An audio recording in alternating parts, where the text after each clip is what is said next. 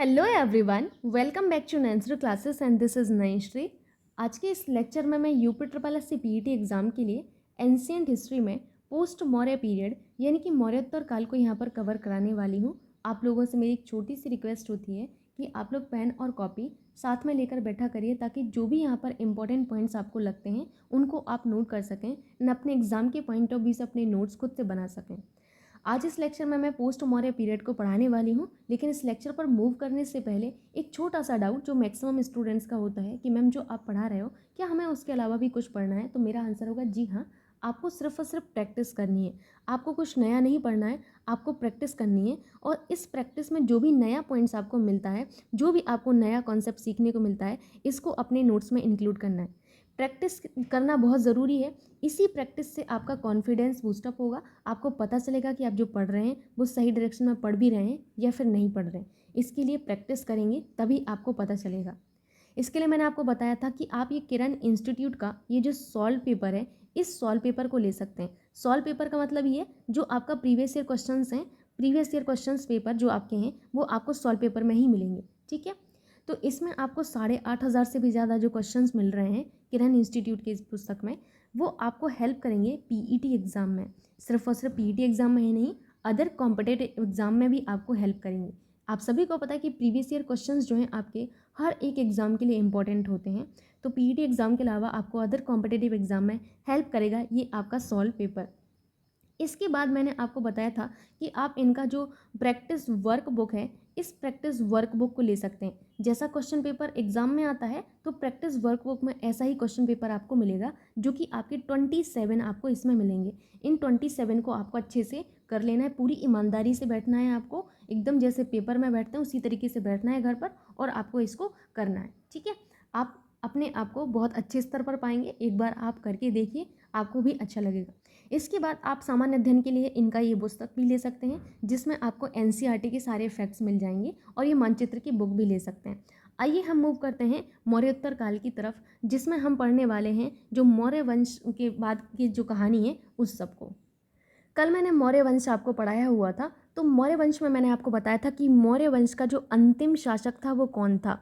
अंतिम शासक, जरा दिमाग के अपने घोड़े दौड़ाइए और मुझे बताइए कि आपके जो मौर्य वंश था इनका अंतिम शासक कौन था। तो आपको याद होगा बृहद्रथ। कौन था? बृहद्रथ था अंतिम शासक। ये जो बृहद्रथ था, इसी बृहद्रथ की हत्या कर दी गई। इसी बृहद्रथ की हत्या कर दी गई, लेकिन किसके द्वारा? पुष्यमित्र शुंग के द्वारा। पुष्यमित्र शुंग के द्वारा हत्या कर दी जाती है। पुष्यमित्र शुंग के द्वारा हत्या कर दी जाती है बृहद्रथ, अंतिम मौर्य शासक बृहद्रथ की। और इसी के बाद जो है आपका इन्होंने शुंग वंश की स्थापना की थी। किसकी? शुंग वंश की स्थापना की थी। ठीक है, जो मौर्योत्तर काल है इसका अगर मैं टाइम की बात करूं तो देखिए, अगर कभी भी मैं टाइम की बात करूं तो आप समझ जाइएगा कि अलग अलग स्रोतों से आपको अलग अलग टाइम ही मिलेगा। मैं इसको क्लियर कर देती हूँ। अगर मैं मौर्योत्तर काल की बात करूं तो इसका जो आपका टाइम है वो 187 ईसा पूर्व से आपका 240 AD माना गया है। ठीक है, इस चीज़ को याद रखिएगा। तो इस समय बेसिकली प्रॉब्लम ये थी कि इस समय जो आपका बेसिकली राजनीतिक एकता थी वो पूर्ण रूप से खंडित हो चुकी थी। राजनीतिक एकता जो है आपका, राजनीतिक एकता पूर्ण रूप से खंडित हो चुकी थी। इस वजह से जो आपका मौर्योत्तर काल रहा है वो आपका कई वंशों में आपका विभक्त था। ठीक, और राजनीतिक एकता जिस टाइम नहीं थी, इसी टाइम को आपका बेसिकली मौर्योत्तर काल के नाम से जाना जाता है। तो याद रखिएगा इस पॉइंट को कि आपकी 187 ईसा पूर्व से 240 AD तक के काल में भारत की जो राजनीतिक एकता थी वो पूरी तरीके से खंडित थी। और यही जो काल है आपका, यही काल आपको मौर्योत्तर काल के नाम से पढ़ने को मिलता है। इसी काल को हम मौर्योत्तर काल के नाम से जानते हैं। और इसी काल में आपके जो भारत हैं, भारत और मगध, उस टाइम मगध आप सभी को पता है कि एक जो मतलब सबसे इम्पोर्टेंट आपका जो क्षेत्र था वो मगध ही था। तो भारत और आपके जो मगध हैं, इनके जो आपके विभिन्न हिस्से हैं, इन विभिन्न हिस्सों में ब्राह्मण साम्राज्यों का ही आपका उदय हुआ। किसका? ब्राह्मण साम्राज्यों का उदय हुआ। तो कहानी इतनी ही है कि आपका जो बेसिकली 187 से 240 AD का तक का समय है, इसमें राजनीतिक एकता पूर्ण रूप से खंडित थी, जिस वजह से आपका जो है ये जो टाइम है ये मौर्योत्तर काल के नाम से जाना जाता है। और इसी काल में मगध और भारत के अन्य भागों पर ब्राह्मण जो साम्राज्य हैं, ये जो ब्राह्मण साम्राज्य हैं, इन ब्राह्मण साम्राज्यों का उदय हुआ। इन ब्राह्मण साम्राज्यों में आपको शुंग वंश, आपको कण्व वंश, शुंग वंश, कण्व वंश, शातवाहन और वाकाटक, शातवाहन और वाकाटक, ये सारे वंश जो हैं आपको पढ़ने को मिलते हैं और इन्हीं वंशों का उदय होता है। ये सभी ब्राह्मण वंश थे। सो वेरी वेरी इंपॉर्टेंट कि कब, किस पीरियड के दौरान आपको ब्राह्मण साम्राज्य देखने को मिला। Answer will be post Maurya period. क्या आंसर होगा? Post Maurya period. कौन कौन से ब्राह्मण साम्राज्य थे? तो शुंग वंश था, कण्व था, सातवाहन था एंड आपका वाकाटक था। इन सभी का उदय होता है। इतना आप लोगों को याद रखना है कि बेसिकली आपके पोस्ट मौर्य जो पीरियड है, पोस्ट मौर्य पीरियड में आपके ब्राह्मण साम्राज्यों का उदय होता है। अब यहाँ पर मैंने शुंग वंश की आपको थोड़ी सी चर्चा कर दी कि आपका जो अंतिम शासक था मौर्य वंश का वो बृहद्रथ था। इसी बृहद्रथ की हत्या कर दी गई पुष्यमित्र शुंग के द्वारा और शुंग वंश जो है, शुंग वंश की स्थापना कर दी जाती पुष्यमित्र शुंग के द्वारा। दैट्स वाई हम कहते हैं कि पुष्यमित्र शुंग जो है संस्थापक हैं किसके? शुंग वंश के। सर्वप्रथम ब्राह्मण वंश कौन सा था? आंसर होगा शुंग वंश। सर्वप्रथम ब्राह्मण वंश कौन सा था? शुंग वंश, याद रखिएगा। आइए हम जानते हैं सबसे पहले शुंग वंश के बारे में। तो आपको नोट्स में क्या करना है, जो सारी चीज़ें आप ऑलरेडी ऊपर पढ़ चुके हैं वो भी आपको लिखना है एंड हेडिंग करना है। आपको एक छोटी सी हेडिंग करिएगा, शुंग वंश। क्या हेडिंग करना है आपको? शुंग वंश। देखिए इनका सीक्वेंस आपसे कभी कभी लगाने को बोल दिया जाता है तो याद रखिएगा। अब यहाँ पर शुंग वंश का अगर मैं अगेन टाइम की बात करूँ तो देखिए अलग अलग जगह आपको अलग अलग मिलेगा, लेकिन फिर भी मैं यहाँ पर बता देती हूँ 185 ईसा पूर्व से 185 ईसा पूर्व से आपका 75 ईसा पूर्व, ये टाइम इधर उधर हो सकता है। फिर भी मैंने आपको बता दिया है कि एक आप अंदाज़ा तो लगा सकें एटलीस्ट कि शुंग वंश जो है आपका कब से कब तक था, क्योंकि ये पहला ब्राह्मण वंश था इसलिए मैंने आपको बताया है। अदरवाइज़ मैं यहाँ पर टाइम नहीं बताती बिकॉज बहुत प्रॉब्लम हो जाती है। स्टूडेंट फिर पूछते हैं कि मैम यहाँ पर ये दिया गया, यहाँ पर ये भी दिया गया। ठीक, अगर मैं शुंग वंश की बात करूँ तो ये सर्वप्रथम ब्राह्मण वंश था। ठीक है, सर्वप्रथम ब्राह्मण वंश था आपका कौन सा? सर्वप्रथम ब्राह्मण वंश था, शुंग वंश था। ठीक है, सर्वप्रथम ब्राह्मण वंश था। ठीक, नेक्स्ट पॉइंट आपको यहाँ पर ये जानना है, शुंग वंश जो है, शुंग वंश की स्थापना किसने की थी? तो इस वंश की स्थापना मौर्य ब्राह्मण जो सेनापति था पुष्यमित्र ने आपका जो अंतिम मौर्य शासक था बृहद्रथ, इसकी हत्या करके की थी, आप जान चुके हैं। तो आपको यहाँ पर संस्थापक लिखना है, संस्थापक कौन था? आपका आंसर होगा पुष्यमित्र शुंग था। पुष्यमित्र शुंग जो है संस्थापक रहे हैं किसके? पुष्यमित्र शुंग संस्थापक रहे हैं शुंग वंश के। ठीक, इसके बाद आपको नेक्स्ट पॉइंट नोट करना है यहाँ पर, इनकी राजधानी क्या थी। अगर मैं राजधानी की बात करूँ तो शुंग वंश जो है इनकी राजधानी थी विदिशा। क्या थी? इनकी राजधानी थी विदिशा। नेक्स्ट पॉइंट आपको यहाँ पर ये जानना है कि जो ये शुंग वंश था ना, ये शुंग वंश में जो पुष्यमित्र शुंग थे इनके पुरोहित का नाम था पतंजलि। क्या नाम था? पतंजलि। Very very important. किसके पुरोहित का नाम पतंजलि था या किसके समय पर आपके पतंजलि थे? तो आपको याद रखना है ये पोस्ट मौर्यन पीरियड से थे, जिसमें शुंग वंश, आपको याद रखना है कि पतंजलि का संबंध शुंग वंश से है और पुष्यमित्र शुंग जो है इनके पुरोहित का नाम ही था पतंजलि। तो नोट करिएगा, पुष्यमित्र शुंग का पुरोहित पुष्यमित्र शुंग का पुरोहित पतंजलि था। कौन था? पतंजलि था जिन्होंने महाभाष्य की रचना की। ये एग्जाम में पूछा गया, पीसीएस एग्जाम में एक बार पूछा गया है, हालांकि मैचिंग में पूछा गया है, लेकिन पीईटी एग्जाम में मैचिंग में नहीं पूछेगा, इतना टफ क्वेश्चन नहीं आएगा, आपसे नॉर्मली पूछ लिया जाएगा महाभाष्य के रचनाकार कौन है। तो याद रखिएगा पतंजलि। ठीक है, पुस्तक लिखी थी। ठीक है, इंपॉर्टेंट है, बहुत इंपॉर्टेंट है, स्टार मार्क करके इस चीज़ को आपको याद रखना है, अपने माइंड में फिट बैठा लेना है। ठीक, क्लियर हुआ यहाँ तक की सारी चीज़ें। नेक्स्ट आपको जानना है जो हिंद यूनानी आक्रमण है किसके शासनकाल में हुआ था। तो हिंद यूनानी आक्रमण पुष्यमित्र शुंग के शासनकाल में हुआ था। तो लिखिए यहाँ पर हिंद यूनानी आपका जो बेसिकली आक्रमण है, हिंद यूनानी का आक्रमण पुष्यमित्र शुंग के शासनकाल में ही हुआ था। पुष्यमित्र शुंग के शासनकाल में हुआ। याद रखेंगे कि किसके शासनकाल में? पुष्यमित्र शुंग के शासनकाल में हिंद यूनानी आक्रमण होता है। याद रखेंगे आप लोग इतनी चीज़ों को। क्लियर हुआ यहाँ तक? अगर क्लियर हुआ तो जाइए तुरंत वीडियो पर एक लाइक ठोकिए। ये जो आक्रमण हुआ है, इस आक्रमण के बारे में, ये जो आक्रमण हुआ है इस आक्रमण के बारे में पतंजलि, ध्यान से सुनिएगा, पतंजलि आपको अपनी लैंग्वेज लिखना है। पतंजलि की जो पुस्तक महाभाष्य है, पतंजलि की पुस्तक महाभाष्य में, और साथ ही साथ गार्गी संहिता, महाभाष्य, गार्गी संहिता और कालिदास के जो नाटक मालविकाग्नि मित्र है, इसमें मिलता है। किस में मिलता है? कालिदास का नाटक जो मालविकाग्नि मित्र है। देखिए कालिदास का ये जो नाटक है ना, बहुत इंपॉर्टेंट है, पूछा गया एग्जाम में कई बार। तो मालविकाग्नि मित्र, मालविकाग्नि मित्र, मालविकाग्नि मित्र में, इनमें आपको क्या देखने को मिलता है? इन दोनों ही पुस्तकों में उल्लेख मिलता है इस आक्रमण का। हिंद यूनानी आक्रमण पुष्यमित्र शुंग के शासनकाल में हुआ। पतंजलि की पुस्तक महाभाष्य, साथ ही साथ गार्गी संहिता, साथ ही साथ कालिदास का नाटक मालविकाग्नि मित्र, इन सभी में हमें इस आक्रमण का उल्लेख मिलता है। That's it. बस आपको इतना ही याद रखना है इस बेसिकली वंश के बारे में। इससे ज़्यादा आपसे कुछ भी नहीं पूछा जाएगा, याद रखेंगे आप लोग। अगर मैं हिंद यूनानी की बात करूं तो इन हिंद यूनानियों को किसने पराजित किया था? तो वासुमित्र ने पराजित किया था। किसने? वासुमित्र ने इन हिंद यूनानियों को पराजित किया था। याद रखेंगे आप लोग कि हिंद यूनानियों को किसने पराजित किया था? तो वासुमित्र ने पराजित किया था। ठीक। जो ये शुंग वंश था, इस शुंग वंश का अंतिम शासक कौन था? क्योंकि अंतिम शासक और प्रथम शासक बहुत इंपॉर्टेंट है। तो शुंग वंश का जो अंतिम शासक था वो आप लोगों को याद रखना है कि इस वंश का जो अंतिम शासक रहा वो कौन रहा? तो भवभूति इस वंश का अंतिम शासक था। कौन था? भवभूति। इसी भवभूति की हत्या करके इनके जो प्रधानमंत्री वासुदेव हैं, इनके जो प्रधानमंत्री कौन थे? इनके प्रधानमंत्री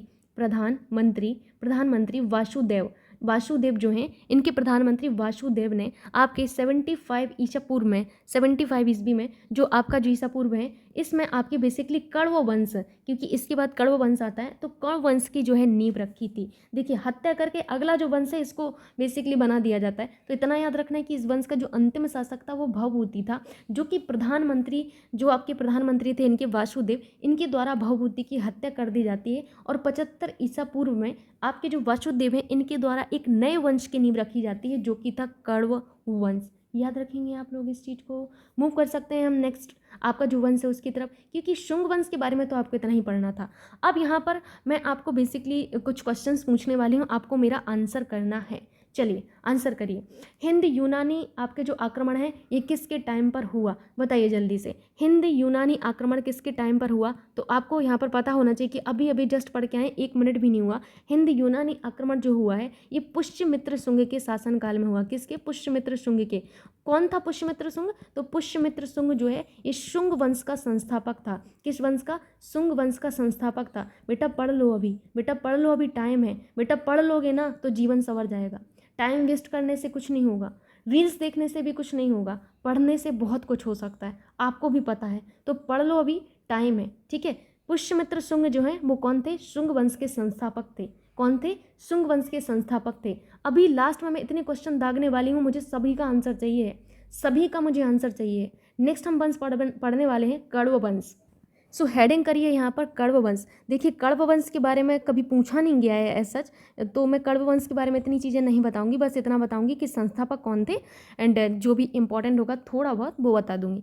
अगर मैं बात करूँ कण्व वंश की, तो कण्व वंश की स्थापना किसने की थी? तो आपको याद रखना है संस्थापक कौन थे कण्व वंश के? संस्थापक। तो संस्थापक में आप अभी जान चुके हैं कि आपके जो कण्व वंश है इनके संस्थापक कौन थे।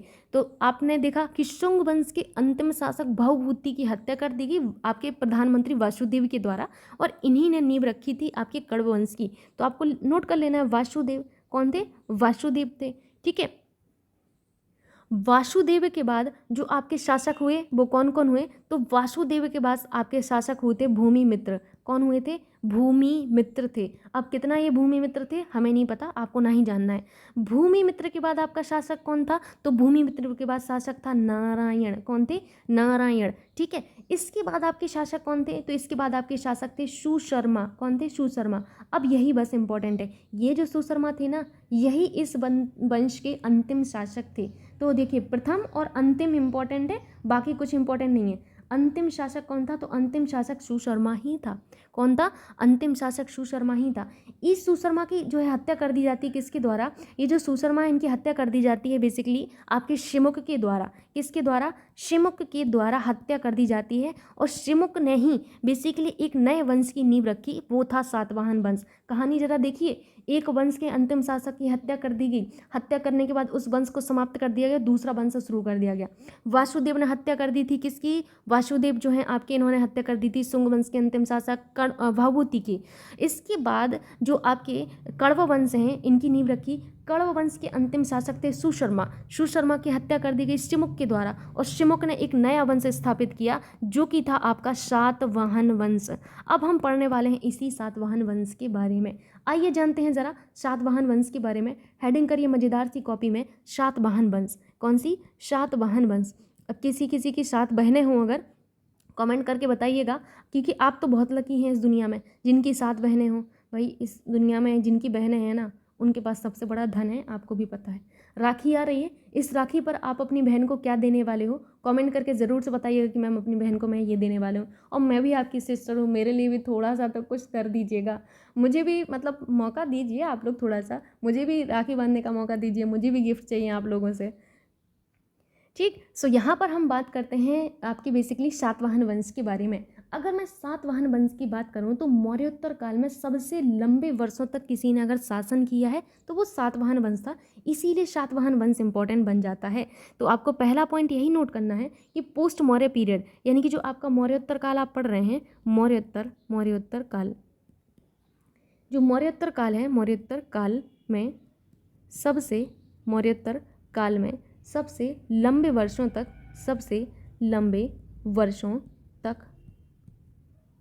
शासन करने वाला वंश कौन सा था?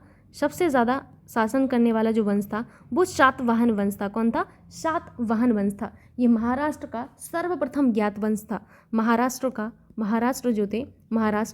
सर्वप्रथम ज्ञात वंश कौन सा था? तो सर्वप्रथम ज्ञात वंश था सातवाहन वंश। ठीक, अगर मैं बात करूं संस्थापक की, आप सभी को पता है कि इस वंश के जो संस्थापक हैं वो कौन थे? तो इस वंश के संस्थापक आपको याद रखना है कि इस वंश के संस्थापक बेसिकली आपके कौन थे? आंसर होगा शिमुक। कौन थे? शिमुक थे। शिमुक को जो है अन्य नाम से भी जाना गया, जैसे आपके सिंधुक हुए, सिंधुक, ठीक है, सिंधुक भी बोला गया, एंड इसको शिप्रक भी बोला गया, शिप्रक। तो तीनों आपको याद रखने हैं, इनके संस्थापक के नाम पूछ लिया जाता है कई बार। ओके, याद रखेंगे। अगर मैं पुराणों की बात करूं तो पुराण जो हैं आप सभी को पता है कि जो बेसिकली हिंदू धर्म है, इनमें बेसिकली आपके जो पुराण हैं इनका महत्व, पुराणों का, उपनिषदों का इनका महत्व कितना है। ये जो पुराण है, इन पुराणों में सातवाहन वंश को क्या बोला गया है? आंध्र जातीय बोला गया है। वेरी वेरी इंपॉर्टेंट, इसको रेड पेन से लिखिएगा अपनी कॉपी में कि पुराणों में सातवाहन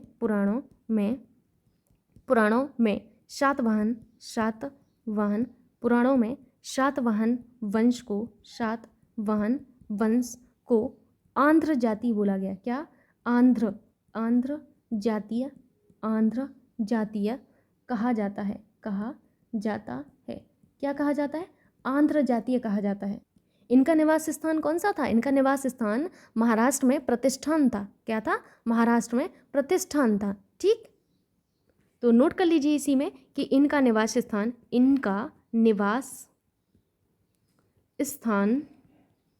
महाराष्ट्र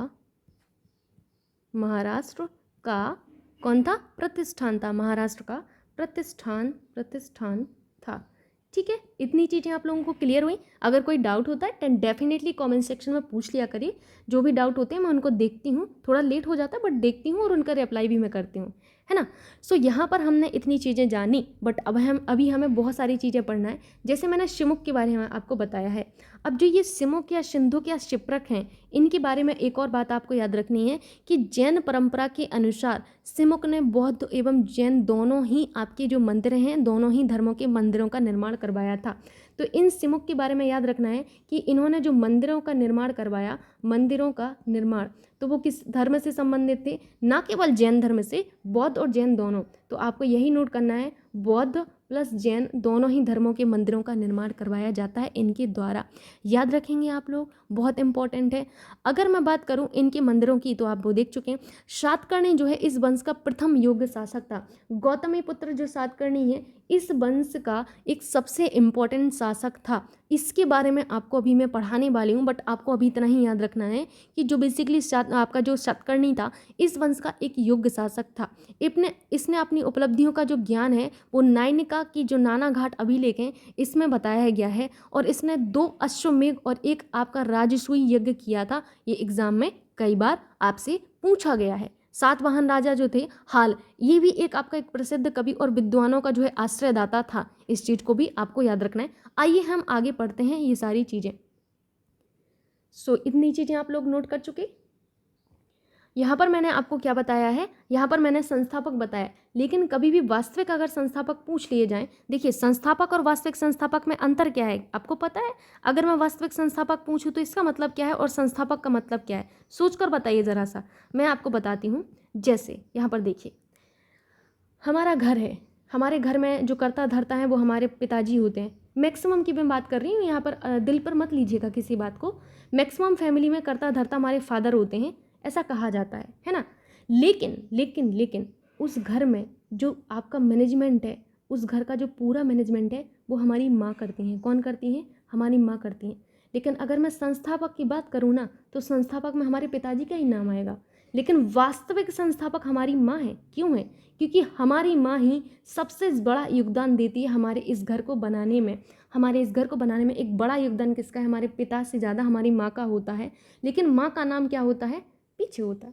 तो आपको इसी तरीके से याद रखना है कि संस्थापक तो हमारे पिताजी माने जाएंगे हमारे घर के, लेकिन हमारी माँ वास्तविक संस्थापक है क्योंकि माँ का योगदान ज़्यादा है। माँ ने हमारा ज़्यादा योगदान दिया है हमारे इस घर को बनाने में। ऐसे ही वास्तविक संस्थापक का मतलब होता है, वास्तविक संस्थापक का मतलब है कि उस वंश के लिए इस आपके पर्टिकुलर पर्सन ने ज़्यादा वर्क किया है, इस वजह से इसको वास्तविक संस्थापक कहा गया। और संस्थापक का मतलब जिसने नींव रखी, दैट्स इट। लेकिन ज़्यादा काम, ज़्यादा योगदान इस वंश में किसका रहा है तो उसी को हम वास्तविक संस्थापक कहते हैं। तो वास्तविक संस्थापक में आपका यहाँ पर नाम आएगा कि इस वंश का जो वास्तविक संस्थापक था वो कौन था। जरा सोचकर बताइएगा कि इस वंश का वास्तविक संस्थापक हम किसको कहेंगे।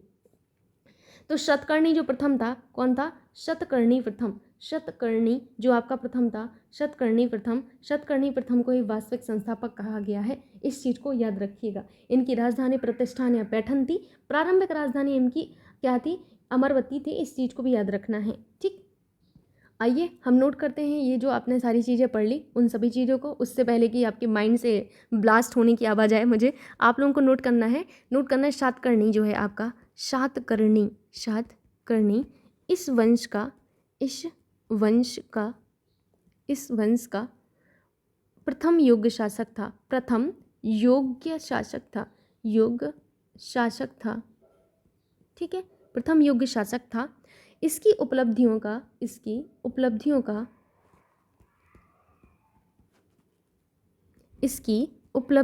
का ज्ञान नायनिका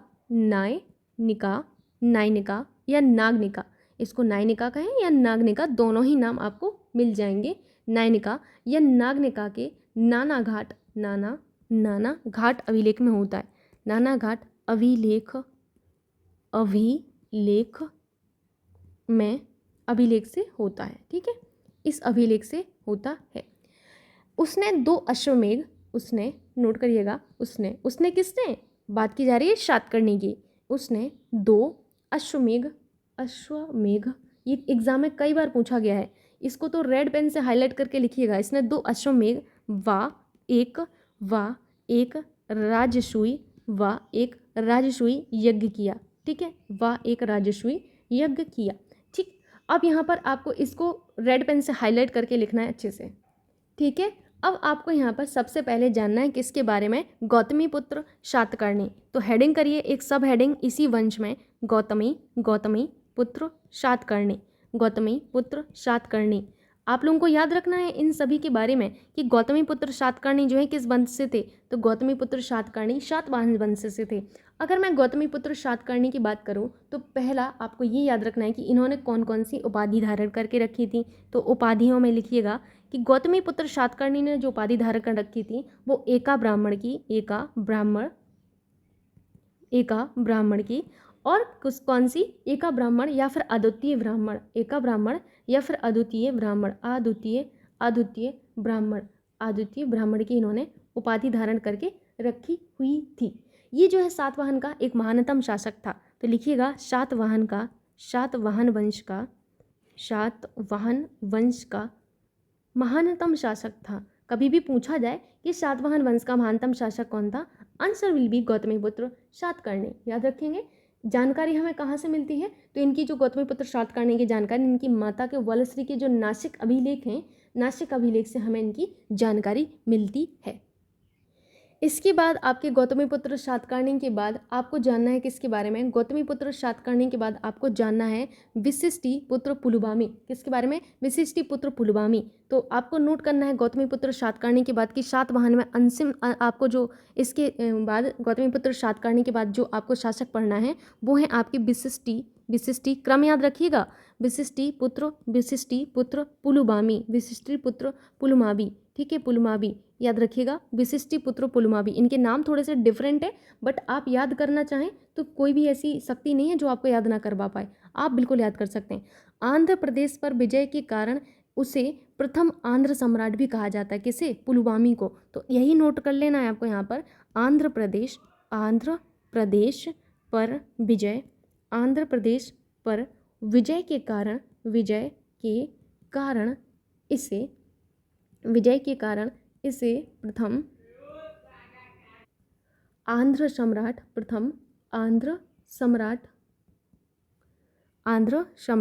भी कहा जाता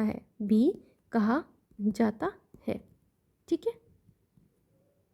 ये जो पुलुमावी था इसने क्या किया था, इसने आपका जो है अपनी राजधानी गोदावरी नदी के किनारे प्रतिष्ठान को बनाया था। तो नोट करिए, पुलुमावी ने अपनी राजधानी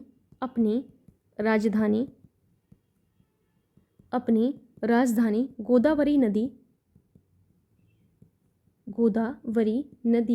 के किनारे प्रतिष्ठान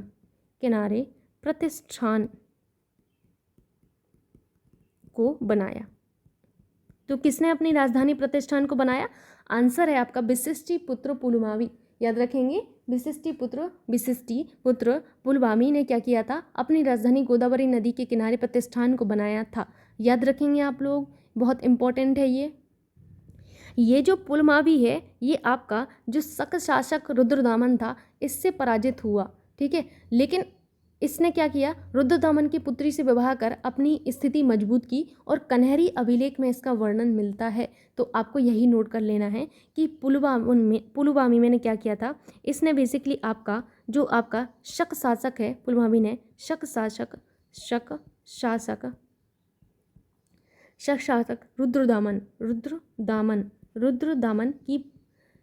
रुद्रदामन से पराजित हुआ।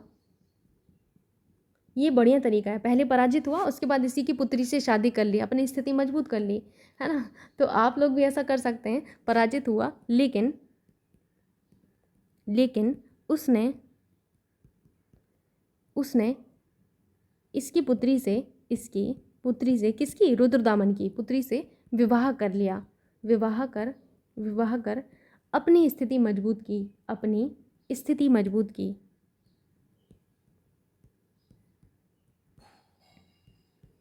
और इसका उल्लेख हमें कहाँ मिलता है, तो कन्हेरी जो हैं आपके कन्हेरी अभिलेख में इसका उल्लेख मिलता है, कन्हेरी अभिलेख में इसका वर्णन मिलता है, आपको याद रखना है, ठीक है। जो आपका ये वशिष्ठिपुत्र पुलुमावी है इसको बेसिकली आपका पुलोमा भी कहा गया है। क्या, पुलोमा भी कहा गया है, इस चीज़ को भी याद रखिएगा, पुलोमा। नासिक अभिलेख जो हैं आपके, नासिक अभिलेख ध्यान से समझिएगा, नासिक अभिलेख में इसको कुछ और कहा गया है, नासिक अभिलेख में इसे दक्षिणापथेश्वर कहा गया है। तो इसको भी नोट कर लीजिएगा, दक्षिणापथेश्वर ठीक है, दक्षिणापतेश्वर भी कहा गया है। इतनी चीज़ें आपने नोट की, यही आपके लिए इम्पोर्टेंट बनती हैं। इसके बाद इनके शासक तो खूब सारे रहे, लेकिन आपको इतना याद नहीं रखना है, ठीक है। अब हमें पढ़ना है कौन सा, अब हमें पढ़ना है शक, ठीक है। शक वंश, शक तो बहुत सारे लोगों को होता है ना, अब लेकिन आपको यहाँ पर पढ़ना है, ठीक है, इसी शक को आपको पढ़ना है आज, ठीक है। शक या सीथियन, शक या सीथियन जिसे कहा गया है, शक या फिर सीथियन, सीथियन, ठीक है, शक या सीथियन। ये जो है शक या सीथियन, ये खुद को भारत में क्षत्रप कहते थे। तो लिख लीजिए, ये खुद को भारत में क्षत्रप कहते थे। क्या कहते थे? क्षत्रप कहते थे। क्या कहते थे? क्षत्रप कहते थे। याद रखेंगे आप लोग। भारत में जो पहला शक शासक था वो कौन था? तो भारत में पहला शक शासक, भारत में पहला शक शासक कौन था? शक शासक, शासक इस तरीके से शासक कौन था? तो मावेज या माउस था। अब सोच कर देखिए, मावेज या माउस, उस टाइम माउस किसी का नाम था, मावेज या माउस, जिसको मन होता होगा कभी भी इसको कंप्यूटर में यूज़ कर सकता था, है ना। नेक्स्ट पॉइंट यहाँ पर आपको ये नोट करना है कि मथुरा के शकों को विक्रमादित्य ने पराजित किया और 57 ईसा पूर्व में इन्होंने विक्रम संवत चलाया था। वेरी वेरी इंपॉर्टेंट, याद रखेंगे आप लोग इस चीज़ को कि मथुरा के शकों ने,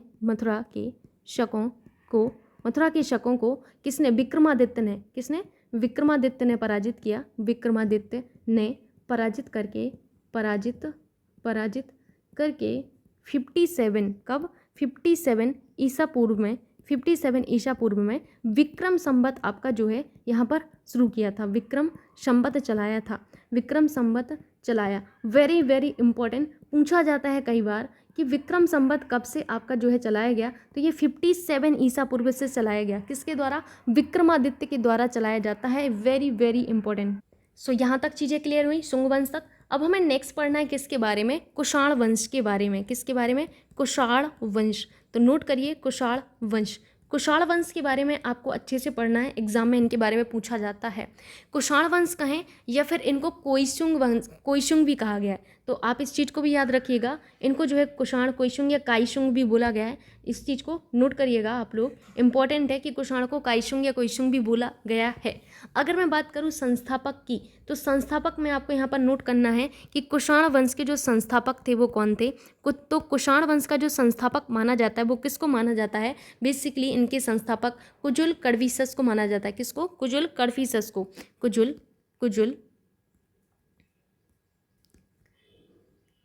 कड़फिसस, ठीक है, कुजुल कड़फिसस। लेकिन वास्तविक संस्थापक की बात की जाए तो वास्तविक संस्थापक कौन है? अब यहाँ पर आपको वास्तविक संस्थापक और संस्थापक में अंतर पता चल चुका है, अब कंफ्यूज मत होइएगा कभी भी। तो वास्तविक संस्थापक अगर कभी पूछा जाए तो बिम कड़फिसस यहाँ पर आंसर होगा। बिम कड़फिसस आपका करेक्ट आंसर होगा। अब यहाँ पर जो बिम कड़फिसस है, इसके बारे में एक इम्पॉर्टेंट बात आपको जाननी है कि बिम कड़फिसस ने बेसिकली क्या किया था? इसने शुद्ध प्रकार के सोने के सिक्के चलाए। पूछा जाता है तो इसने शुद्ध प्रकार के सोने के सिक्के चलाए। सोने के सिक्के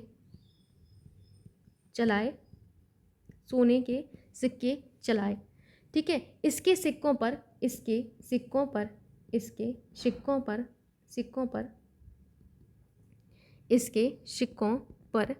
किस किस की आपको बेसिकली चित्र देखने को मिलते हैं? तो शिव, नंदी, त्रिशूल, शिव नंदी त्रिशूल का चित्र देखने को मिलता है,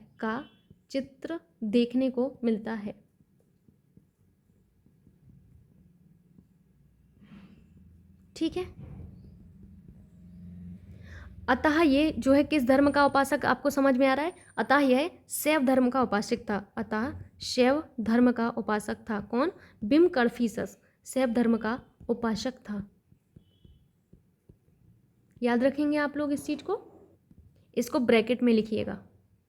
अब इस कुषाण वंश में आपको सबसे महत्वपूर्ण अगर किसी को मानना है तो वो किसको मानना है, वो आपको मानना है कनिष्क को। किसको? कनिष्क को। इस तरीके से आपको अपनी कॉपी में लिखना है कनिष्क। ये कि कनिष्क के बारे में अब हम पढ़ने वाले हैं, क्योंकि ये जो है कुषाण वंश का महानतम शासक था। कुषाण वंश का महानतम शासक कौन था? तो ये आपका था कौन सा? कनिष्क ही था। ठीक, याद रखेंगे आप लोग इस चीज़ को, बहुत इंपॉर्टेंट है। कुषाण वंश के बारे में आपको यहाँ पर याद रखना है कनिष्क। कई बार पूछा जाता है कनिष्क किस वंश का था, तो कुषाण वंश का। अभी क्वेश्चन पूछे जाएंगे आपसे और आप सभी को आंसर करना है। सो अब हेडिंग करना है आपको कुषाण वंश में, सब हेडिंग करिएगा जो भी आप करना चाहें। तो यहाँ पर कनिष्क आपको हेडिंग करना है। क्या करना है? कनिष्क हेडिंग करना है आपको कुषाण वंश में। अगर मैं बात करूँ कनिष्क की, तो सबसे पहला पॉइंट आपको ये नोट करना है अपनी कॉपी में। नोट करिएगा कि कनिष्क जो है, कनिष्क महानतम शासक था। महानतम कुषाण शासक था। महानतम कुषाण शासक था। ठीक है, नोट किया इतना। जो कि कब? 78 में आपका जो है क्या? गद्दी पर बैठता है। 78 में आपका गद्दी पर बैठा। गद्दी पर बैठा। और उसने 78 में, कब? 78 ईस्वी में इसने 78 में संवत चलाया। इसके द्वारा जो संवत चलाया जाता है वो बहुत इंपॉर्टेंट है, एग्जाम में बहुत बार पूछा गया है। चलाया, जो कि शक संवत के नाम से प्रसिद्ध है। जो कि शक संवत के नाम से, शक संवत के नाम से प्रसिद्ध है। शक संवत के नाम से प्रसिद्ध है या जाना जाता है? जाना जाता है। तो अब यहाँ पर मेरा क्वेश्चन आपसे है कि शक संवत की शुरुआत किसने की? बताइए फटाफट से। शक संवत की शुरुआत कनिष्क ने की। कब? 78 में की थी। कब की थी? तो आंसर होगा आपका 78 ईस्वी में की थी। वेरी वेरी इंपॉर्टेंट रिक्वेस्ट है आप सभी से कि इस पॉइंट को आपको याद रखना है। ठीक है, याद रखेंगे आप लोग इस चीज़ को। इसके शासनकाल में ही आपके कश्मीर में कुंडलबल में वासुमित्र की अध्यक्षता में चौथी बौद्ध संगीति हुई थी। आप पढ़ चुके हैं, फिर भी यहाँ पर नोट कर लीजिए आप लोग कि यहाँ पर इसी के शासनकाल में, इसके शासनकाल में कहाँ पर? कश्मीर कुंडलवन में, है ना। तो कश्मीर में कुंडलवन में, कश्मीर में कुंडलवन में वासुमित्र की अध्यक्षता में, किसकी? वासुमित्र की अध्यक्षता में, वासुमित्र की अध्यक्षता में फोर्थ बौद्ध संगीति हुई थी। कौन सी हुई थी? फोर्थ जो बौद्ध संगीति है ये आपकी आयोजित हुई थी। फोर्थ बौद्ध संगीति हुई। जो सारनाथ अभिलेख है, सारनाथ अभिलेख से कनिष्क के महाक्षत्रप खरप्लान बा बनस्पत का नाम मिलता है। ठीक, कनिष्क जो है इनके साम्राज्य की जो प्रथम राजधानी थी, तो आपको नोट करने की इनकी जो प्रथम राजधानी थी वो पेशावर या फिर फिरोजपुर थी, और दूसरी राजधानी मथुरा थी। तो नोट करिए प्रथम राजधानी, प्रथम जो राजधानी थी वो कनिष्क की कहाँ पर थी? तो इनकी राजधानी थी पेशावर। कौन सी थी? पेशावर, या फिर जिसे पुरुषपुर कहा गया। ठीक है, पेशावर या फिर आपका पुरुषपुर। एंड इसके बाद आपको दूसरी राजधानी इनकी याद रखना है कि इनकी जो दूसरी कैपिटल थी वो कहाँ थी? तो इनकी जो दूसरी कैपिटल थी कनिष्क की वो थी मथुरा। कौन थी? मथुरा थी। ठीक, अपार्ट फ्रॉम दिस कनिष्क ने ही कनिष्कपुर नामक नगर बसाया था। तो कनिष्क ने कनिष्कपुर नामक जो नगर है ये बसाया हुआ था, इस चीज़ को भी याद रखना है। कनिष्क ने तक्षशिला में सिरकप नामक नगर स्थापित कर एक नए नगर का निर्माण किया था। तो नोट करिएगा इसी पॉइंट को आप लोग यहाँ पर कि कनिष्क ने क्या किया था? कनिष्क ने तक्षशिला में, कहाँ पर? तक्षशिला में सिरकप नामक नगर स्थापना कर एक नया नगर का निर्माण किया। तो इतना आप नोट करिएगा, एक नए नगर का निर्माण किया। तब तक मैं पानी पीती हूँ। ठीक है, नोट किया आप लोगों ने। होइनसांग जो है, होइनसांग ने पुरुषपुर में जो कनिष्क द्वारा निर्मित कनिष्क विहार है इसको देखा था। किसको? कनिष्क विहार को ही देखा था। सो आपको कनिष्क के बारे में बस इतना ही जानना था, इतना आपके लिए इम्पोर्टेंट है। ठीक है, अब यहाँ पर आपको एक पॉइंट और जानना है, जब आपका कुषाणों का शासनकाल था तो उस टाइम आपकी दो कलाओं का विकास हुआ। दो आपकी कौन सी कलाएं हैं वो आपको याद रखना है। दो कलाओं का विकास हुआ है और वो दो कलाएं आपकी कौन सी हैं, तो दो कलाओं में आपको याद रखना है, पहली है आपकी गांधार कला। कौन सी है? पहली है आपकी गांधार शैली, गांधार कला कहें या गांधार शैली कहें। दूसरा आपको यहाँ पर याद रखना है मथुरा कला। कौन सा है? मथुरा कला। मथुरा कला याद रखिएगा, गांधार कला एंड मथुरा कला। ठीक है, याद रखेंगे कि गांधार कला और मथुरा कला का विकास किसके काल में हुआ, तो कुषाणों के काल में हुआ है। Very very important. एक बात और बोली जाती है कि जो आपके बेसिकली बुद्ध जो हैं, बुद्ध, ध्यान से सुनिएगा कि बुद्ध की सर्वप्रथम मूर्ति, बुद्ध की सर्वप्रथम मूर्ति, बुद्ध की सर्वप्रथम जो मूर्ति है वो आपकी किस कला में बनाई गई? वो मथुरा कला में बनाई गई थी। वेरी वेरी इंपॉर्टेंट, बुद्ध की सर्वप्रथम मूर्ति मथुरा कला में बनाई गई और इसी कला में लाल बलुआ पत्थर का इस्तेमाल होता है। लाल बलुआ पत्थर, लाल बलुआ पत्थर का इस्तेमाल किस कला में होता है? मथुरा कला में। ठीक, आज यहाँ पर आप बैकग्राउंड जो नॉइस है वो सुन रहे होंगे। आज पता है मैंने अपने पेशेंस को बिल्कुल ऐसे कहते हैं ना चरम सीमा पर रखा हुआ है, क्योंकि इस लेक्चर को मुझे मतलब रिकॉर्ड करने में बहुत टाइम लग गया। आज मैं 4 बजे से उठी हुई हूँ, लेकिन इतना शोर हो रहा है आज, मतलब कुत्तों की वजह से, आप सब लोग सुन ही रहे होगे। मैंने 4 बजे से इस वीडियो को रिकॉर्ड ही नहीं कर पाया। मैं 5:30 बजे इस वीडियो को रिकॉर्ड कर पाई, फिर मैंने डिलीट किया क्योंकि इतना शोर हो रहा था। आपसे बस मैं इतनी रिक्वेस्ट कर सकती हूँ कि आप थोड़ा सा बस मैनेज कर लीजिएगा, बस थोड़ा सा मैनेज कर लीजिए, इतना आप मैनेज कर सकते हैं। आपको मेरी आवाज़ आ रही होगी तो प्लीज़ आप थोड़ा सा मैनेज कर लीजिएगा, और मेरे पास कोई ऑप्शन ही नहीं होता है। ठीक है, अगर मैं गांधार कला की बात करूं तो गांधार कला में बोला जाता है, ध्यान से सुनिएगा, कि बुद्ध की सर्वाधिक मूर्ति इसी कला के तहत बनाई गई। तो सर्वाधिक जो आपकी मूर्ति हैं, सर्वाधिक मूर्ति किसकी? बुद्ध की। सर्वाधिक जो मूर्ति है वो बुद्ध की इसी कला में बनाएंगे। आपको पूरा नोट करना है, बुद्ध की सर्वाधिक मूर्ति गांधार कला के तहत बनाई गई हैं, वहीं पर पहली मूर्ति मथुरा कला के अंतर्गत बनाई गई थी। याद रखेंगे आप लोग। इस कला को ग्रीको आपका जो है बेसिकली इंडो ग्रीक कला के नाम से भी जानते हैं। तो गांधार कला का अन्य नाम, it's very very important, please note करिएगा कि इस कला को हम क्या कहते हैं? ग्रीको रोमन भी कहते हैं। क्या कहते हैं? ग्रीको रोमन कहते हैं। प्लस इसी को हम लोग क्या कहते हैं? इसी को हम कहते हैं इंडो ग्रीक कहते हैं। क्या कहते हैं? इंडो ग्रीक भी कहते हैं इसी को। ग्रीको रोमन या इंडो ग्रीक के नाम से भी हम इसे जानते हैं। और इस कला में काले स्लेटी रंग के पत्थरों का इस्तेमाल हुआ है। तो काले स्लेटी रंग के पत्थरों का इसमें यूज़ हुआ है। ठीक, अब यहाँ पर मैं एक बार आपको फिर से इसको बताती हूँ। मैंने ये बोला है कि जो आपका बेसिकली कुषाणों का शासनकाल था ना, तो इस शासनकाल में ना बेसिकली दो आपकी जो कलाएं हैं इनका विकास हुआ। पहला था गांधार कला, दूसरा था मथुरा कला। गांधार कला की अगर मैं बात करूँ तो ये जो गांधार कला है इसको इंडो ग्रीक या फिर ग्रीको रोमन के नाम से भी जानते हैं, और इस कला में आपके काले स्लेटी रंग के पत्थरों का इस्तेमाल हुआ है। बुद्ध की सर्वाधिक मूर्तियों का निर्माण इसी कला के अंतर्गत होता है। ठीक, नेक्स्ट मैंने आपको बताया आपका मथुरा कला में आपको बताया है कि बुद्ध की सर्वप्रथम मूर्ति इसी कला में आपकी बनाई गई। लाल बलुआ पत्थरों का इस्तेमाल इसमें किया जाता है। ठीक है, याद रखेंगे आप लोग इस चीज़ को, इम्पॉर्टेंट है। अब कुछ पॉइंट मैं फटाफट से आपको बता देती हूँ जो कि आपसे पूछे जा सकते हैं। अगर मैं बात करूँ अश्वघोष की, किसकी? अश्वघोष की। तो अश्वघोष को आपको याद रखना है कि अश्वघोष जो है इसको भारत का मिल्टन कहा गया। क्या कहा गया? इसको भारत का मिल्टन कहा गया है। भारत का मिल्टन किसको कहा गया है? अश्वघोष को कहा गया है। और नागार्जुन जो है, नागार्जुन को भारत का आइंस्टीन कहा गया है। ठीक है, तो दोनों को आपको याद रखना है कि अश्वघोष को आपका भारत का मिल्टन, वहीं पर जो नागार्जुन है, नागार्जुन को क्या कहा गया है? भारत का आइंस्टीन बोला गया है। क्या? भारत का आइंस्टीन बोला गया है। आइंस्टीन बोला गया है भारत का, किसको? नागार्जुन को।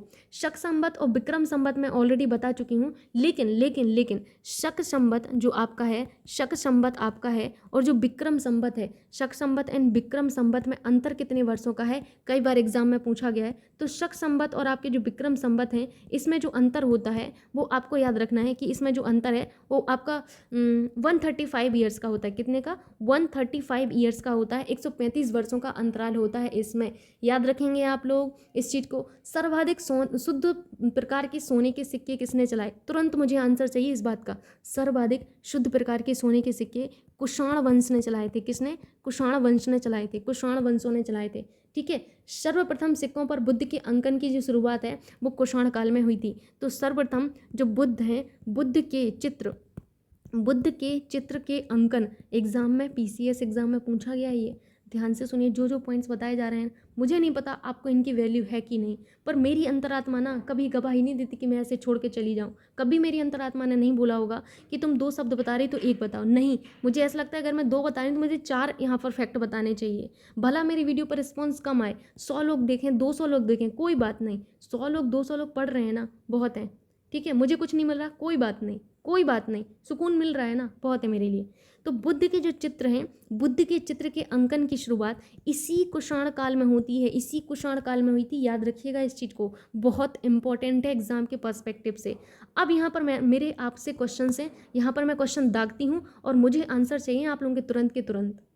मेरा क्वेश्चन है आपसे कि आपका कौन सा शासक था जिसका जैन धर्म के प्रति भारी झुकाव था? जैन धर्म के प्रति भारी झुकाव था। जैन धर्म के प्रति भारी झुकाव था। 5 क्वेश्चन दूंगी, ठीक है। भारी झुकाव था, झुकाव था, ठीक है। ऑप्शन हैं आपके, ए ऑप्शन है आपसे बृहद्रथ, ठीक है, बृहद्रथ।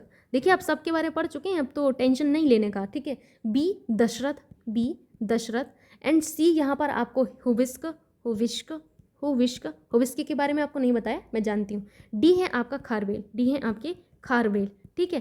तो यहाँ जैन धर्म के प्रति जो विशेष झुकाव था ना, वो किसको था? आंसर होगा आपका खारवेल। खारवेल जैन धर्म का अनुयायी था। कौन था? खारवेल जैन धर्म का अनुयायी था। इसने जैन में साधुओं के लिए संरक्षण दिया था। ये बहुत बड़ा जैन संरक्षक था, इस चीज़ को याद रखिएगा। कई बार एग्जाम में पूछा गया है आपसे इसके बारे में, खारवेल के बारे में, ठीक, याद रखेंगे आप लोग। अब नेक्स्ट क्वेश्चन मैं आपसे पूछती हूँ। नेक्स्ट क्वेश्चन है आपसे कि किस राजवंश को भारत में पहली बार सोने का सिक्का जो है जारी करने का श्रेय दिया जाता है? सोने का सिक्का, सोने का सिक्का, सोने का सिक्का जारी करने का श्रेय जाता है, श्रेय जाता है, श्रेय जाता है। अगर मैं सोने के सिक्का जारी करने का श्रेय दूं तो ये आप किसको देंगे? पहला ऑप्शन है मौर्य को, मौर्यों को आप देंगे। दूसरा ऑप्शन है गुप्त को आप देंगे। तीसरा आपके पास ऑप्शन है कुषाणों को आप देंगे, कुषाणों को आप देंगे। एंड डी आपके पास ऑप्शन है सातवाहनों को आप देंगे, सातवाहन को। ये पता है क्वेश्चन पीसीएसजे में आया हुआ है, पीसीएसजे में आपका ये क्वेश्चन आया हुआ है। इसके पहले जो पूछा था वो यूपी एपीओ में क्वेश्चन आया हुआ था।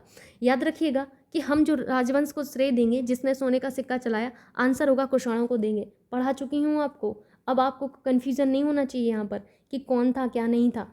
नेक्स्ट मैं यहाँ पर आपसे क्वेश्चन पूछती हूँ, ध्यान से सुनिएगा कि प्राचीन भारत में साहित्यिक इतिहास में पाणिनि और पतंजलि ख्याति प्राप्त नाम थे। यह किस राजवंश के समय में फले फूले? अब आपको यहाँ पर बताना है कि जो पाणिनि थे, पाणिनि और आपके कौन? पतंजलि। पाणिनि और पतंजलि आपके थे, ठीक है। ये साहित्यिक इतिहासकार थे, आप लोगों को पता है, ठीक है। तो ये आपको याद रखना है कि पाणिनि और पतंजलि थे, ये ख्याति प्राप्त नाम थे। ये दोनों आपके जो है किस राजवंश के टाइम पर फले फूले? किस राजवंश के टाइम फले फूले? ये क्वेश्चन यूपीपीसीएस प्री 2010 का क्वेश्चन है। कब का है? 2010 का क्वेश्चन है। किस राजवंश में फले फूले? आपको मैं बता चुकी हूँ, ये आपके शुंग वंश में आपके फले फूले। किसके? शुंग वंश में आपके फले फूले। 3 क्वेश्चन हो गए।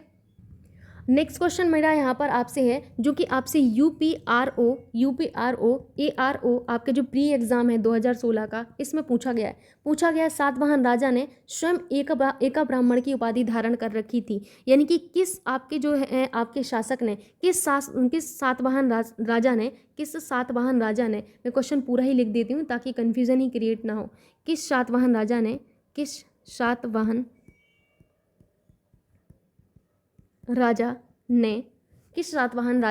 स्वयं एका ब्राह्मण या फिर एक ब्राह्मण कहें, एका ब्राह्मण की उपाधि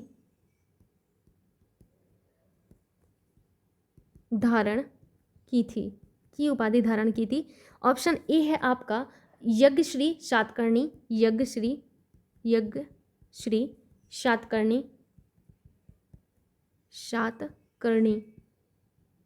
ठीक है। ऑप्शन बी है आपका सातकर्णी, सातकर्णी। ऑप्शन सी है यहाँ पर आपका गौतमी पुत्र सातकर्णी। कौन है? गौतमी पुत्र सातकर्णी, गौतमी पुत्र सातकर्णी। एंड ऑप्शन डी है आपका वरिष्ठी पुत्र सातकर्णी। जल्दी से बताइए फटाफट से कौन सा आंसर होगा? आंसर होगा गौतमी पुत्र सातकर्णी। पढ़ चुके हैं आप, क्वेश्चन आया हुआ है, तो आप ये समझ गए होंगे कि यहाँ पर जितना भी आपको पढ़ाया गया है ना वो कितना इंपॉर्टेंट है और सारे कितने इंपॉर्टेंट फैक्ट्स आपको यहाँ पर बताए गए हैं। आई विश आप इस चीज़ की बेसिकली मतलब कहेंगे इंपॉर्टेंस को समझ रहे होंगे। नेक्स्ट क्वेश्चन और आज का लास्ट क्वेश्चन है आपसे कि किस राजवंश ने सीसे के सिक्के चलाए। तो आपको बताना है कि किस राजवंश ने, ये मैंने नहीं बताया है इसीलिए मैं क्वेश्चन के फॉर्म में बता दे रही। किस राजवंश ने सीसे के सिक्के चलाए? सीसे के सिक्के, किसके? शीशे के सिक्के आपके चलाए। तो शीशे के अगर सिक्के चलाने की बात कहूँ तो किसने चलाए थे? आपके पास ऑप्शन ए है, आपके पास ऑप्शन है नंद वंश, ठीक है, नंद वंश। ऑप्शन बी है आपके पास मौर्य वंश। ऑप्शन सी है आपके पास सातवाहन एंड ऑप्शन डी है आपके पास कुषाण। बताइए किसने चलाया?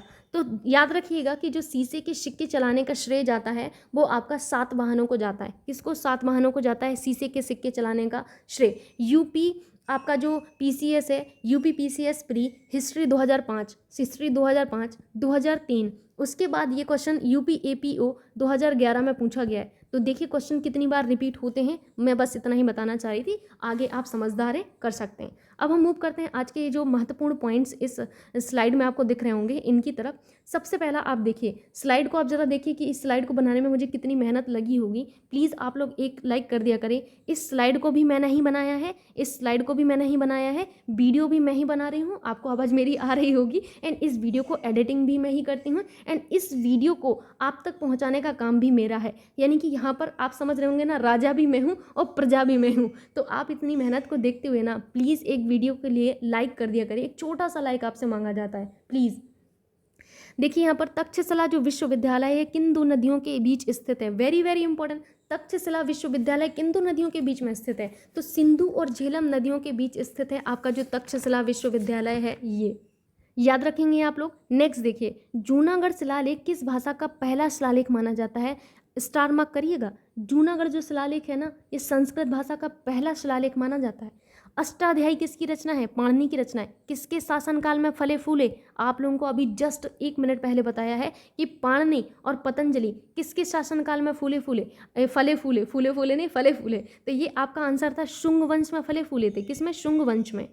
मूव करते हैं हम आज के नेक्स्ट पॉइंट पर, जिसमें आपसे पूछा गया है बेसिकली मथुरा कला विद्यालय की आकृतियां डैश की बनी होती हैं? धब्बेदार लाल पत्थर। मुझे नहीं लगता कि ये बताया नहीं गया, ये एसएससी में पूछा गया है जबकि, और ये मैंने आपको बता दिया है। मैंने बताया था आपको कि जो आपका बेसिकली कौन सा टाइम था, जो आपका कुषाणों का शासनकाल था। इन कुषाणों के शासनकाल में 2 कलाएं हैं जो हैं, इनका विकास होता है, इनका डेवलपमेंट होता है। फर्स्ट वन गांधार कला एंड सेकंड वन आपकी कौन सी थी? सेकंड वन थी मथुरा कला और गांधार कला जिसमें आपके बुद्ध की सर्वाधिक मूर्तियां बनाई गई, मथुरा कला जिसमें बुद्ध की प्रथम मूर्ति बनाई गई, गांधार कला जिसमें काले स्लेटी रंग के पत्थरों का इस्तेमाल हुआ, मथुरा कला जिसमें लाल बलुआ पत्थरों का इस्तेमाल हुआ। तो आपको यहाँ पर आपका आंसर मिल गया होगा। नेक्स्ट देखिए, योग दर्शन के प्रतिपादक कौन है? पतंजलि को योग दर्शन के प्रतिपादक माना जाता है। आप पढ़ चुके हैं पतंजलि किसके शासनकाल में? फले फूले, ठीक है। नेक्स्ट देखिए, पूर्व गुप्त काल में लोहा, सोना, चांदी, टिन में से कौन सी वस्तु निर्यात की सामग्री नहीं थी? तो टिन जो है ये निर्यात की सामग्री नहीं थी, याद रखिएगा, टिन नहीं थी। नेक्स्ट यहाँ पर पॉइंट देखिए, कल्हड़, मैत्रेयी, कालिदास एवं पाणिनि में से कौन संस्कृत का प्रथम व्याकरणविद था? तो संस्कृत का प्रथम व्याकरणविद आपके पाणिनि को माना जाता है। किसको? पाणिनि को संस्कृत का प्रथम व्याकरणविद माना जाता है। याद रखेंगे, स्टार मार्क करिएगा। पाणिनि जो है हमारे संस्कृत के प्रथम व्याकरणविद थे। अब यहाँ पर प्रथम व्याकरणविद से मुझे एक क्वेश्चन और याद आया है कि भारत का प्रथम विधि निर्माता किसको माना जाता है? तो भारत का प्रथम विधि निर्माता फटाफट से आंसर करिए। तो भारत का जो प्रथम विधि निर्माता है ये मनु को माना जाता है। किसको? मनु को माना जाता है। याद रखिएगा, कई बार एग्जाम में पूछा गया है। यूपी पीसीएस बीईओ जीएस 2006, इसके बाद UP PCS mains GS first 2008 में ये क्वेश्चन आया हुआ है, ठीक है। तो यहाँ पर आपको याद रखना है कि मनु जो है, मनु को भारत का प्रथम विधि निर्माता माना गया है। नेक्स्ट यहाँ पर क्वेश्चन देखिए, गांधार कला किन दो कलाओं का संयोजन है? तो गांधार कला जिसे हमने इंडो ग्रीक कहा है, जिसे हमने इंडो ग्रीक कहा है। अब देखिए यहाँ से ही समझ सकते हैं कि हिंद और यूनानी का मिश्रण होगा, ऑब्वियस सी बात है भाई। इसको हमने क्या कहा है? इस कला को हमने इंडो ग्रीक कहा है, हमने ग्रीको रोमन भी कहा है। क्या कहा है? ग्रीको रोमन भी कहा है हमने इसी को। तो ये हमारा बेसिकली हिंद और यूनानी जो कलाएं हैं इनका संयोजन है। ओके, नेक्स्ट पॉइंट देखिए, भारतीय कला का वह कौन सा स्कूल है जो ग्रीको रोमन बौद्ध आर्ट के नाम से जाना जाता है? ओ बेस सी बात है, हमें सब कुछ पता है मैडम। अब गांधार कला, वेरी नाइस, मुझे खुशी हुई जानकर कि आप लोग खुश हैं पढ़कर। नेक्स्ट देखिए, सलवार कुर्ता। अब लड़कियां बताइए सलवार कुर्ता और लड़के बताइए टोपी। वैसे मैं गलत हूँ, है ना, ये तो मैंने एकदम से बहुत गंदी बात कर दी। टोपियाँ तो आजकल लड़कियां भी पहनने लगी हैं, है ना। उसके बाद आपको ये बताना है कि आपके सलवार कुर्ता टोपी आदि जैसे सिले हुए कपड़े जो स्टिच क्लोथ्स थे, इनको किसने लाया? तो कुषाणों ने लाया, शकों ने लाया, पार्थियन द्वारा लाए गए। ठीक है। सातवाहन साम्राज्य के संस्थापक कौन थे? सातवाहन साम्राज्य का आपका जो संस्थापक था वो शिमुक था। कौन था? शिमुक। अब मेरा आपसे क्वेश्चन है, शिमुक को और क्या बोला गया? शिमुक का एक और नाम है सिंधुक। क्या नाम है? सिंधुक इसको कहा गया, और इसी को शिप्रक कहा गया। क्या कहा गया? शिप्रक। सिंधुक कहें, शिप्रक कहें या फिर शिमुक कहें। और ये जो आपका संस्थापक है, ये सातवाहन वंश का संस्थापक था। इसने ही आपके शुंग वंश के अंतिम शासक की हत्या की। उसके बाद आपका जो है इन्होंने सातवाहन वंश की स्थापना की। लेकिन सातवाहन साम्राज्य जो है, इनके जो वास्तविक संस्थापक हैं, ये शतकर्णी प्रथम को माना गया है। किसको? शतकर्णी प्रथम को माना गया है। आपको इस चीज़ को याद रखना है। ये मौर्योत्तर काल का सबसे लंबे समय तक आपका शासन करने वाला वंश था सातवाहन वंश। नेक्स्ट पॉइंट यहाँ पर देख लीजिए। नेक्स्ट पॉइंट है आपसे महाकाल मंदिर। महाकाल मंदिर कहाँ पर है? सभी को पता है, महाकाल मंदिर उज्जैन में है। श्रृंगेरी मठ चिकमंगलूर जिले में है। सूर्य मंदिर कोणार्क में है। जैन मंदिर खजुराहो में आपको देखने को मिलते हैं। क्लियर हुआ इतनी चीज़ें आप लोगों को? महाकाल मंदिर कहाँ पर है? तो ये जो महाकाल मंदिर है ये उज्जैन में है। श्रृंगेरी मठ चिकमंगलूर जिले में है। सूर्य मंदिर कोणार्क में है। जैन खजुराहो में है। पाणिनि द्वारा रचित पुस्तक का नाम क्या था? अष्टाध्यायी। कितनी बार आप पढ़ाएंगे मैम? हम कितनी बार जान चुके हैं इस बात को। यहाँ पर देखिए, मिलिंद पन्हो क्या था? तो मिलिंद जो पन्हो था ये बौद्ध पाठ था। स्टार मार्क करिएगा, मिलिंद पन्हो के बारे में पीसीएस एग्जाम में भी कई बार पूछा गया है। तो मिलिंद पन्हो जो है एक बौद्ध पाठ था। चरक किसके राज्य के चिकित्सक थे? तो चरक जो है कनिष्क के जो राज्य थे, इनके राज्य के जो है बेसिकली क्या थे? इनके राज्य के चिकित्सक थे। इस चीज़ को आपको याद रखना है। चिकित्सा का जनक कनिष्क के शासन का बेसिकली सॉरी जो है आपके चरक जो हैं, इनको आपका चिकित्सा का जनक कहा जाता है। चिकित्सा का जनक। चिकित्सा का जनक किसे कहा जाता है? चिकित्सा का जनक आपका चरक को बोला जाता है। याद रखेंगे आप लोग, चरक को बोला जाता है चिकित्सा का जनक। नेक्स्ट पॉइंट देखिए, कुषाण काल में भारतीय और ग्रीक शैली के मिश्रण से विकसित कला का विद्यालय किस नाम से जाना जाता है? गांधार कला। एक ही क्वेश्चन कितने तरीके से पूछोगे भाई? ये एसएससी एग्जाम ने पूछा है कई बार। एसएससी एग्जाम ने ये कई बार पूछा हुआ है ये क्वेश्चन आपका एसएससी मल्टीटास्किंग परीक्षा 2013 का क्वेश्चन है। ये आप कितनी बार पढ़ चुके हैं? अब तो आपको याद भी हो गया होगा। नेक्स्ट यहाँ पर देख लीजिए कि कुषाण वंश के प्रसिद्ध राजा का क्या नाम था? कुषाण वंश के प्रसिद्ध राजा का नाम था कनिष्क था। क्या नाम था? कनिष्क था। कनिष्क का किस वर्ष राज सिंहासन पर आपका जो है इसको बिठाया गया? 78 ईसा पूर्व में। किस में बिठाया गया था? 78 ईसा पूर्व में बिठाया गया था, है ना। और इसी ने आपका जो है शक संवत की शुरुआत की थी। किसकी? इसी ने जो है आपका शक संवत चलाया था। तो शक संवत किसने चलाया? शक संवत जो चलाया गया वो आपका कनिष्क के द्वारा ही चलाया जाता है। वेरी वेरी इंपॉर्टेंट, एग्जाम में बहुत बार पूछा गया है। यहाँ पर देखिए, बौद्ध धर्म का संरक्षक कुषाण शासक कौन था? तो कनिष्क था। स्टार मार्क करिएगा। कौन सा कुषाण शासक बौद्ध धर्म का संरक्षक था? तो कौन सा कुषाण शासक था? आंसर होगा कनिष्क जो है एक कुषाण शासक था जो कि जैन धर्म का संरक्षक था। इसको डबल स्टार मार्क करिएगा, बहुत बार एग्जाम में पूछा गया है। रिक्वेस्ट है आपसे, इतना रिक्वेस्ट करके तो कोई नहीं पढ़ाता है मैम, आप इतना रिक्वेस्ट क्यों करते हैं? क्योंकि मुझे ऐसा लगता है कि शायद मैं बार बार बोलूँ ना तो आपके सिर पर कान पर जू रहेंगे और आप इस चीज़ को समझें। नेक्स्ट देखिए, यहाँ पर जोड़े आपको बनाने हैं भाई, बना लीजिए जोड़े, जरा बनाते हैं, है ना। रियल लाइफ में तो जोड़े बहुत बना लिए हैं, अब जरा पढ़ाई में भी हम बनाते हैं। देखिए, विक्रम संवत की जो शुरुआत है वो 58 BC से, लेकिन वास्तविकता में देखें ना तो 57 है। ये 57 है। एसएससी एग्जाम में पूछा गया है, इसमें 2012 में पूछा गया है, इसमें 58 दिया था। तो आपको 58 नहीं याद रखना है, आपको याद रखना है 57 ये वास्तविक है, लेकिन उसमें 58 दिया गया था। तो याद रखिएगा, विक्रम संवत की शुरुआत 57 ईसा पूर्व। देखिए, बिल्कुल दिल दिमाग अपनी जिगर जान सब इधर पर रखिए थोड़ी देर के लिए, प्लीज़ रिक्वेस्ट है। यहाँ से ऐसा कभी नहीं हुआ कि यहाँ से क्वेश्चन ना बने आपसे, यहाँ से बहुत बार क्वेश्चन बना हुआ है। अब यहाँ पर आपको बाल की खाल निकालनी है कि विक्रम संवत की शुरुआत 57 ईसा पूर्व में होती है। कब होती है? 57 ईसा पूर्व में। भाई किसके द्वारा होती है विक्रम संवत की शुरुआत? क्वेश्चन मेरा आपसे ये है। तो विक्रम संवत की जो शुरुआत है वो आपके चंद्रगुप्त विक्रमादित्य के द्वारा होती है। किसके द्वारा? चंद्रगुप्त विक्रमादित्य के द्वारा शुरुआत होती है विक्रम संवत की। शक संवत की शुरुआत आपकी 78 एडी में होती है। कब होती है? 78 एडी में होती है। लेकिन यहाँ पर मेरा क्वेश्चन ये है कि शक संवत की शुरुआत किसने की थी? आपका आंसर होगा मैम कनिष्क ने की थी। अब हमें सब पता है, आप ज़्यादा मत बोलिए, हमको सब पता है। कालचुरी संवत की शुरुआत 248 एडी में की गई थी। कब की गई थी? 248 एडी। जो ये कालचुरी संवत है इसकी शुरुआत त्रिकूटक नामक एक छोटे राजवंश के द्वारा की गई थी। किसके द्वारा? त्रिकूटक आपका ये त्रिकूटक नाम का एक राजवंश था, इसके द्वारा की गई थी। गुप्त संवत की शुरुआत कब हुई थी भाई? तो गुप्त संवत भी जान लीजिए जरा। गुप्त संवत की अगर मैं बात करूं तो गुप्त संवत 319 से 320 ईस्वी में आपका शुरू किया गया। किसके द्वारा? चंद्रगुप्त ने गुप्त संवत की आपकी जो है शुरुआत की थी। किसने? चंद्रगुप्त ने की थी। चंद्रगुप्त ने की थी आपके गुप्त संवत की शुरुआत। अब यहाँ क्लियर हुआ आप लोगों को ये सारे के सारे संवत?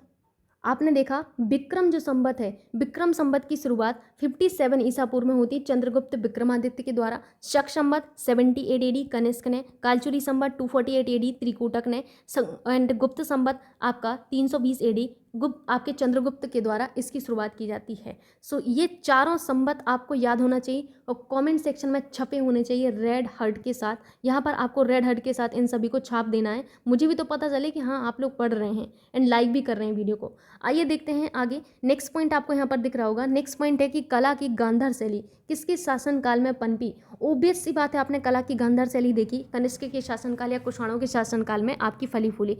वंश कहें तो कुषाण याद रखना है, वंश कहें तो कुषाण याद रखना है, शासक कहें तो कनिष्क के शासनकाल में पनपी।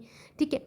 प्राचीन काल में कौन कलिंग का एक महानतम शासक था? खारवेल था। कौन था? खारवेल था। यही खारवेल था जिसका जैन धर्म के प्रति झुकाव था। वेरी वेरी इंपॉर्टेंट, जैन धर्म के प्रति झुकाव था, ये कलिंग का शासक था। ठीक है। राजा खारवेल किस चेदी वंश के जो है महानतम शासक थे? तो कलिंग के ये शासक थे, याद रखिएगा। नेक्स्ट पॉइंट यहाँ पर देख लीजिए। नेक्स्ट पॉइंट है आपसे कि कलिंग शासक खारवेल ने संरक्षण दिया किस धर्म को? जैन धर्म को। ये क्वेश्चन देखिए कितनी बार मैं बता चुकी हूँ, क्योंकि ये यूपी एपीओ में पूछा गया, साथ ही साथ एसएससी एग्जाम में पूछा गया, साथ ही साथ यूपी ट्रिपल एससी एग्जाम में भी पूछा गया।